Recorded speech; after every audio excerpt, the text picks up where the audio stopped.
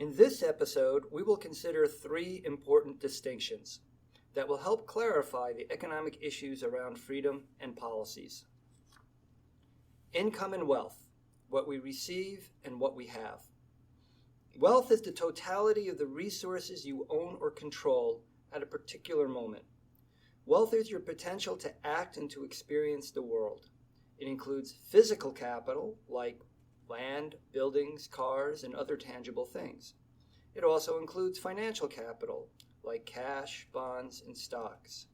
Beyond these, it can also include what is called human capital, like education, experience, and training. Even our social relationships and goodwill go into determining how wealthy we are. Income is the flow of resources you experience. We can also understand it as the change in wealth over time. Financial income includes wages, salaries, interest, dividends, and profits. However, when we get benefits like health insurance or employee discounts, these are also a form of income. In the bigger picture, anything of value that we receive is a form of income. When the flow of resources out exceeds the flow of resources in, income can be negative. A person with a large income need not be wealthy. Think of someone who makes $500,000 a year but does not own a home and has not saved anything. Likewise, someone can be wealthy but have little income. Think of a billionaire that loses $100 million in a year on their investments. It takes a lot of wealth to be able to lose a lot of money. It is wealth that provides the flexibility that we seek in our freedoms. This distinction is important because high income taxes might redistribute income, but it does not necessarily redistribute wealth. It might make more sense to reduce or eliminate income taxes and replace them with a wealth tax, which would also obviate the need for an inheritance tax. Incentives and investments. What we can do depends on what we have. Incentives are the mixture of rewards and punishments used to persuade people to behave in particular ways. In our economic system, we use incentives such as higher incomes and prizes for preferred behavior, and losses, fines, and jail time for undesirable behavior. The price of goods acts as a disincentive from consuming them. Investments are the assets we accumulate in order to produce what is valuable. These can be physical investments such as buildings, machines, robots, and computers. In other circumstances, they can be financial, such as money, stocks, and bonds. They can even go further and be the time we invest in a project, a skill set, or relationships. Incentives can be very effective at times. However, they stop being useful when a person does not have the skills, attributes, or tools to accomplish those tasks.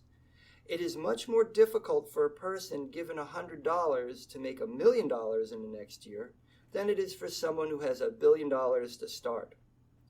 On the other hand, the potential to make $1 million can be a stronger incentive for the person with only $100 than for someone with $1 billion.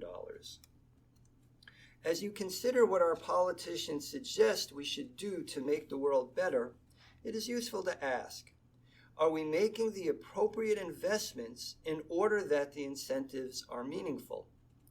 If businesses really are having a difficult time finding Americans to fill skilled jobs, maybe the problem is not so much foreign competition as it is the failure of our country to invest in training our citizens with those skills. The largest long-term benefits come from improvements in education and nutrition at young ages, but require multiple generations to become self-sustaining. Transition costs and maintenance costs. How we change affects what we can sustain. Transition costs are those associated with changing a lifestyle, a way of doing business, or even a way of being. In essence, it is the full cost of moving between how we live.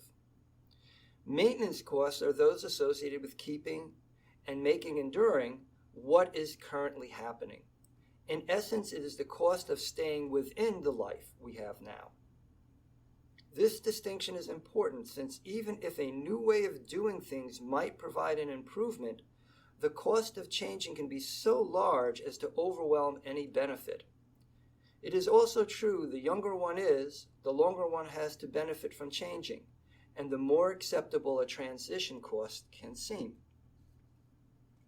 Big changes in society, often called revolutions, often have tremendous costs, not just in money, but also in lives. Sometimes the benefits are minor. The value of our democratic system has been to avoid, for the most part, the very costly process of violent and destructive upheaval in order to change who has political power. This has allowed us to accumulate more wealth by our nation as a whole. Countries that are constantly in upheaval and experience destructive change tend to stay poorer and fail to create the abundance of more peaceful transitions of power. It also means that visionaries that imagine a world that redistributes the resources we currently have sometimes get it wrong because after the process of change has occurred, there may be less resources available. It can create a vicious cycle where the desire to change the world leads to actions that make the world one lives in less sustainable. Likewise, it is important for an older conservative establishment to leave room for evolutionary change. If not, the benefits for the young and disenfranchised may make revolution seem worthwhile. All of these are interconnected. Income acts as an incentive. It takes available wealth to make investments. The amount of maintenance costs affects how much one can save and thus accumulate wealth. When one has little wealth, the transition costs to make a better life may be too great to afford. To make long-term changes, one must be able to afford both the cost of change as well as the ongoing costs to maintain that new life. All of this means sustaining our freedom requires an honest, accurate assessment of what is required and what we will be willing to pay for in the future.